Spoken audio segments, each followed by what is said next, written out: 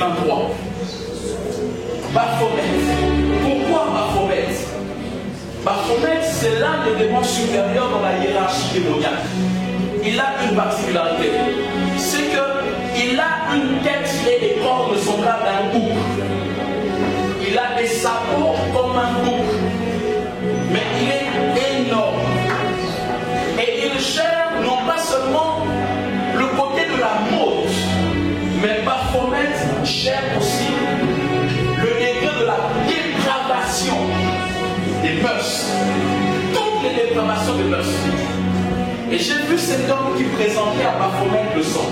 Pour dire, je veux te donner ce sang pour que 2023, dans le monde entier, que tu aies à avoir le droit d'exercer ton influence sur l'humanité. Parce que 2023 est une année où les gens vont se plonger dans la mode d'une manière particulière. Il y aura une dépravation qui va s'installer dans le monde que l'on n'a jamais connu en 2023. Parce que l'on est en train d'offrir à Baphomet. Mais d'où vient ce sang? Ces personnes disent à Baphomet, on va tuer. Nous allons inciter les gens à tuer pour rien. Des gens qui vont tuer pour rien. Au-delà de tuer, on va créer des accidents pour rien. Afin que le sang puisse couler. Et nous allons récolter tout ce sang pour te l'offrir. Voilà l'occasion de te donner la facilité de pouvoir entrer en jeu en 2023. J'aimerais que nous puissions intercéder. Le Seigneur nous a montré. Maintenant, nous allons intercéder.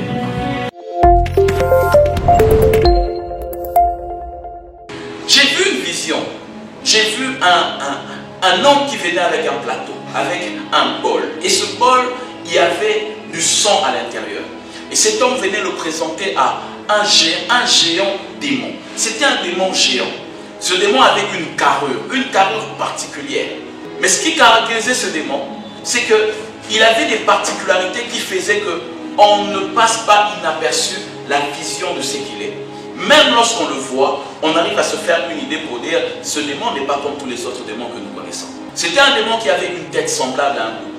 L'une des particularités qu'avait ce démon, c'est qu'il avait des mamelles comme une femme, mais pas comme une femme âgée, mais c'est comme une femme qui est dans sa période de puberté. Cette femme qui traverse le temps de puberté.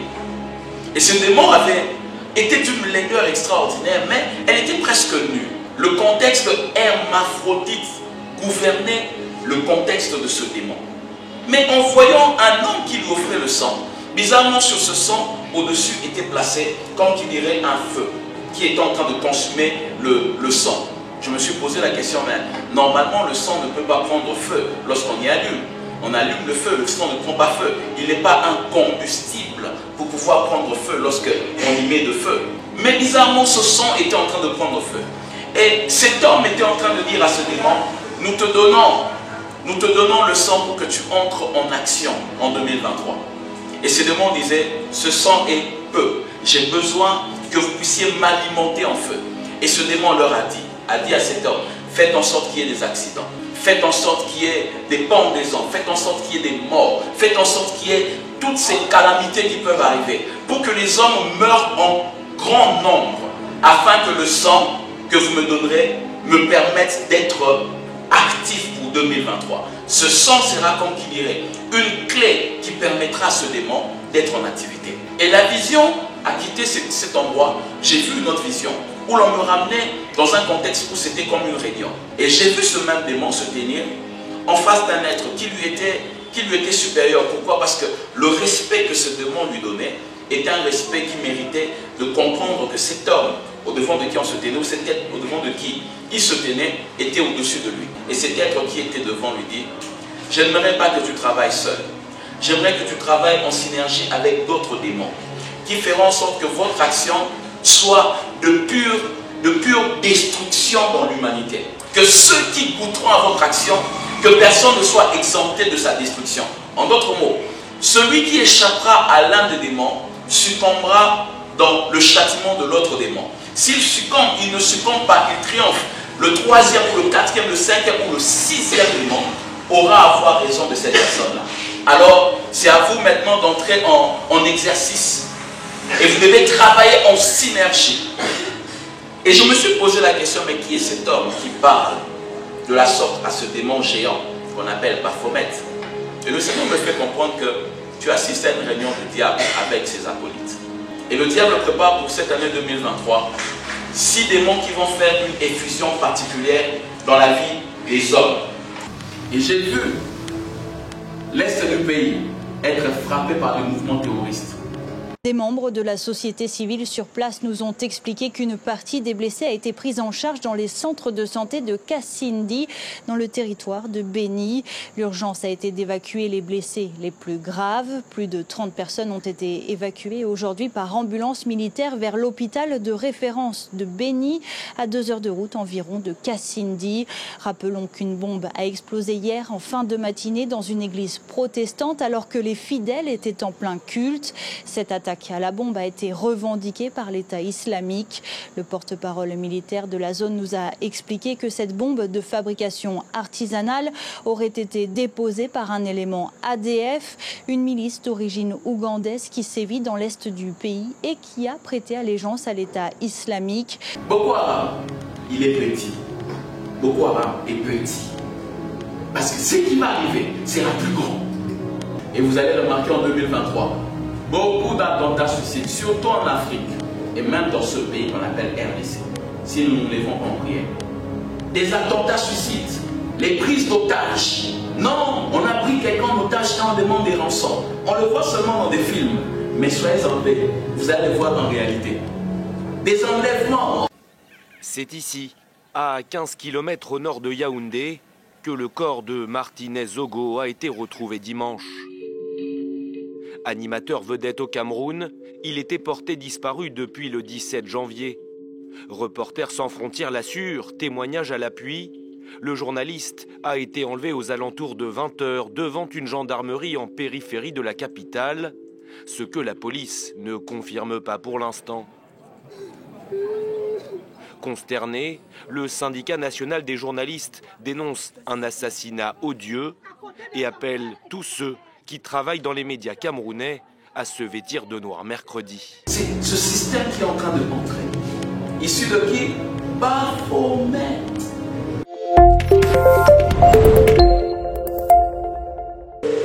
J'étais en train de voir beaucoup d'incendies. Les incendies injustifiés se manifestaient dans plusieurs endroits. Beaucoup d'incendies. Beaucoup d'incendies. Mesdames et messieurs, merci à tous de nous rejoindre pour cette session d'information. Commençons ce journal par cette triste information. Un incendie d'origine inconnue a ravagé la nuit de mercredi à jeudi 12 janvier 2023 le marché de Mayango situé près du parquet de grandes instances de Beni, non loin de l'hôpital général de référence de la ville et la prison pour femmes. Tous les dépôts des vivres et non-vivres dans ce marché implanté au quartier résidentiel dans la commune de Bungoulou sont partis en fumée. Les commerçants victimes de cette situation appellent à une aide financière. C'est un reportage de Roger Kakulirai. C'est un spectacle désolant au marché de Mayango ce matin. On peut constater des dizaines de dépôts de vivres et non-vivres situés dans ce marché qui sont partis à fumer avec tout leur contenu. Lando Kitemeko, présidente des femmes exerçant dans ces marchés, n'arrive pas à donner une précision sur l'origine de l'incendie. Les gardiens nous disent que c'est à partir de Djankfa que le feu a commencé. Ils ont fait de tout leur mieux pour arrêter l'incendie sans succès. L'origine du feu n'est pas connue. On n'a pas vraiment de précision. Il n'y a pas eu d'intervention. Seule la population a tenté de sauver quelques articles. Les incendies injustifiés.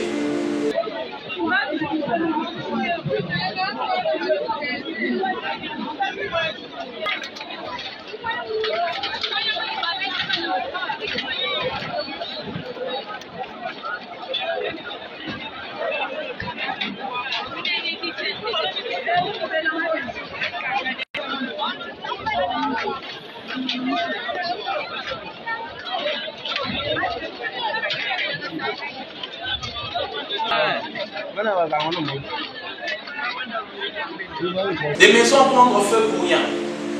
Mes frères et sœurs, cette année, tu veux quitter ta maison, débranche les choses. S'il te plaît, débranche les choses avant de quitter. tu risquerais de tout perdre pour une petite bêtise. Il y a un démon qui n'est chargé que de créer les incendies. Lui, il a le rôle d'orchestrer les incendies. Ces incendies ont pour but de ruiner les hommes, ruiner considérablement les hommes. Tu veux quitter ta maison, apprends à éteindre tout ce qui tourne tout autour des appareils électroménagers.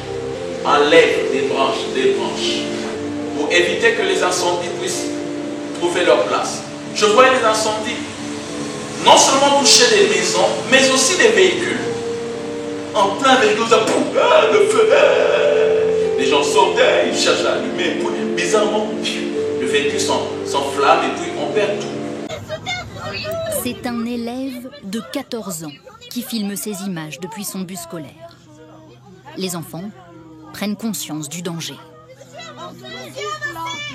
Le chauffeur du car appelle les pompiers. 1 heure plus tard, voici ce qu'il reste du camion de 8 tonnes. La citerne a explosé. Des débris sont projetés sur 1 kilomètre. C'est miraculeux, parce qu'il y aurait pu y avoir beaucoup plus de dégâts. Et puis le courage du chauffeur qui est venu jusqu'ici pour sortir du carrefour. Car à 7h20 ce matin, le conducteur traverse le village et s'aperçoit que son camion prend feu. Dans sa citerne, du propane. Conscient du risque, il s'arrête près de la forêt. Quand le camion explose, il est blessé, un riverain intoxiqué. C'est un débris qui touche une 3e personne. Leurs jours ne sont pas en danger. J'ai vu des forêts prendre feu, des forêts, des hectares et des hectares de forêts prendre feu.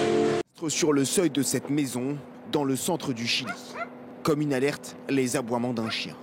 Depuis hier, plus de 200 incendies se sont déclarés à travers le pays, ravageant 40 000 hectares, totalement partis en fumée. L'état de catastrophe a été déclaré dans certaines régions. Les feux sont constamment en train de changer car nous avons une situation très dangereuse ici. Un vent inhabituel dans les endroits qui ont permis aux incendies de grossir de plus en plus et ouvrant ainsi de nouvelles sources de feu. Malgré la mobilisation de milliers de pompiers, une centaine d'habitations ont été détruites. Situation hors de contrôle dans certains endroits, alimentée par une vague de chaleur extrême, des températures proches des 40 degrés. On travaille depuis hier sur de multiples sources de feux de forêt. Ajoutez à cela les conditions météo, les températures élevées et beaucoup de vent.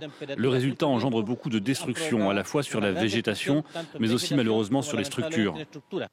2 personnes ont été arrêtées en lien avec ces incendies, même si pour l'instant aucune indication permet de savoir comment les premières flammes se sont déclenchées. J'ai vu à l'étranger des avions venir pour éteindre le feu, mais le feu perdurait. Avez-vous déjà entendu? 1 mois, le feu est en train de subsister pendant 1 mois. Ce n'est pas possible. On cherche à éteindre, mais le feu s'enflamme encore. On cherche à éteindre. 1 mois acharné où les hommes combattent le feu. Et dans ce 1 mois où les gens sont en train de combattre le feu, je vois beaucoup d'entre eux en train de mourir. De suffocation. Beaucoup mourir, pourquoi? Parce qu'ils ont suffoqué. Des incendies injustifiés qui prenaient les dessus sur l'homme. L'homme n'arrivait pas à les maîtriser. Et autre chose, j'ai vu des accidents de circulation. Que ce soit en avion, que ce soit en bateau, que ce soit en route, en train, j'ai vu des accidents de circulation. Au moins 19 personnes ont été tuées jeudi et 21 autres blessées lorsque l'autocar les transportant est entré en collision avec un camion dans le nord de l'Ouganda. L'accident s'est produit près de la ville de Kamdini sur l'autoroute reliant la ville de Gulu au nord à la capitale Kampala. La cause de l'accident n'a pas encore été établie, mais les premières constatations indiquent que le camion était mal garé. Sénégal à nouveau endeuillé par un grave accident de la route. Il s'est produit ce lundi matin aux Aurores quand un bus de transport public, communément appelé Ndiagandiaï, ici au Sénégal, a violemment heurté un camion à l'entrée de la commune de Nguensar, à la périphérie de Louga, dans le nord du pays. Selon plusieurs médias et selon le gouverneur de la région de Louga, Un âne qui traversait la route serait à l'origine de l'accident. Le chauffeur de bus aurait tenté de l'éviter, ce qui aurait alors provoqué la collision.